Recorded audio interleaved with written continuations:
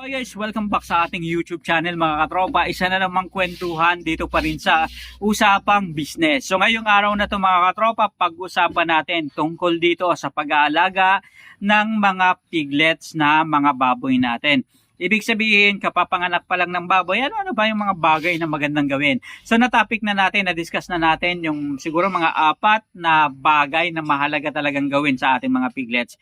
Ito mga katropa, kaya natin ginagawa ito is para mapag-usapan natin ano ba yung mga bagay na makakatulong sa atin para lalong lumago ang ating negosyo and makatulong sa atin para maging maganda ang ating pag-aalaga, paghahayupan and mas kumita ang ating negosyo. Lalo na, yung negosyo ng agrikultura is napakaraming factor yung nakaka-apekto. Isa sa mga factor na tututukan natin is yung health and sanitation ng ating mga alaga. So kapag sinabi natin na health concern, pag-usapan natin mga katropa ngayong araw na to ang tungkol sa pagkakapon ng piglets and pagpapakain sa ating mga alagang baboy. So ibig lang sabihin na itong mga katropa, na kapag sinabi natin na magkakamon tayo ng piglets, yung piglets natin is dapat nasa gulang na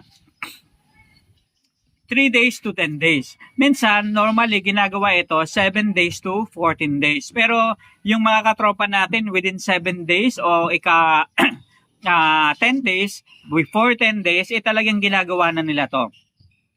So bakit ba importante na magkapon tayo mga katropa? Ibig sabihin, kapag nagkapon tayo ng baboy, normally kapag lumaki mga katropa yung baboy at saka boyan, marami ayaw nila ng may parang itlog pa, no? Ibig sabihin nito kasi sabi nila mabaho o maamoy sa karne ng baboy. Kaya nga yung iba kapag malaki na yung baboy o kaya yung boar, kakatayin na, so tinatanggal muna nila, kinakapon muna nila mga katropa. Pero mahirap nang kapunin yon mga katropa. Kaya mas maaga, mas maganda kung gagawin nating partner ang ating mga alagang baboy, talagang kinakapunan natin. Una, nakakatulong ito para maiwasan yung pagkabansot ng ating mga alagang baboy. And yung hygiene at kalinisan na rin. Ang pagkakapon at pagtanggal sa bayag ng baboy, ito ay ginagawa kapag ang biik ay nasa gulang na 5 to 10 days mga katropa. Ibig sabihin yung age group niya is kapapanganak pa lang talaga. Nakakatulong ito na yung mas maagang pagkakapon para mapabilis ang paghilom ng mga alagang baboy. And mas mababa ang posibilidad na magkaroon ng impeksyon ng mga sugat. Ibig sabihin, kapag nagkakapon tayo, right after na magkapon tayo, kailangan ginagamitan natin mga katropa ng pang-sanitize and yung mga ginagamit rin na pang-spray sa mga sugat, Combinex o kung ano man yung mas komportable sa inyo. So makakatulong yan para at least hindi ma-infection yung ating mga alagang baboy. Ngayon mga katropa, kung wala pa kayong karanasan, kakayahan, kasanayan, o naging experience sa pagkakapon ng baboy, mas maganda, lalo na kung baguhan pa lang kayo, mas maganda and mas makakabuti na kumuha kayo o magpatulong kayo doon sa mga nakakaroon na ng experience sa pagkakapon. Ibig sabihin sa negosyo ng pagbabuyan, mas maganda yung meron tayong support group, support system, and meron tayong mga kakilala na nag-aalaga na ng baboy.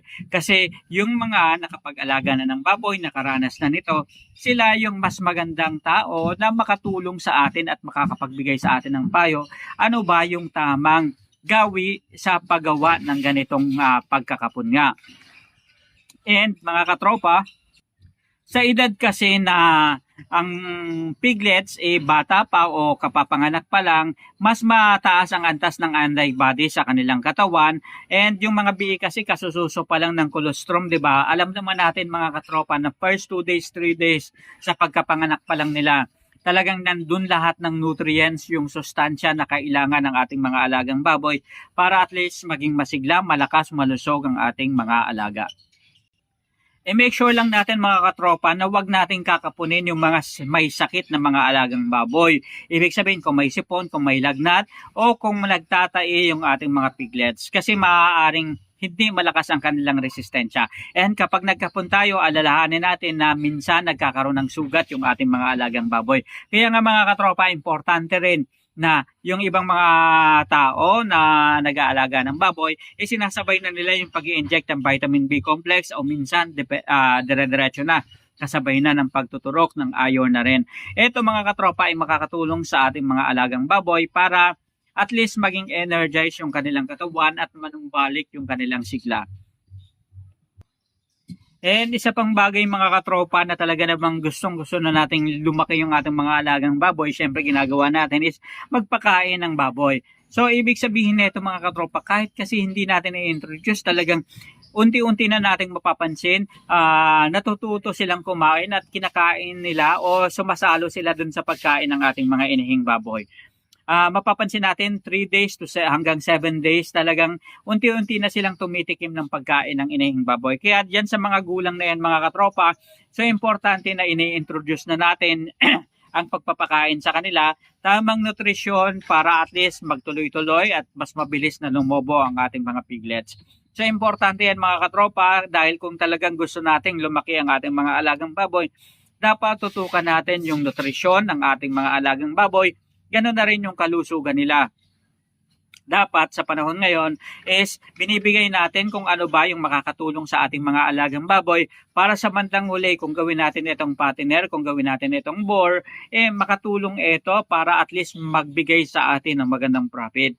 Kasi kapag inalagaan natin ang ating mga alagang baboy, ito yung magiging pundasyon natin para at least maging maayos yung ating pagnenegosyo and later on, babalik sa atin kung ano yung ininvest natin sa kanila. Ibig sabihin nito, sa negosyo ng pagbababoyan, hindi na uso yung nagtitipid ka.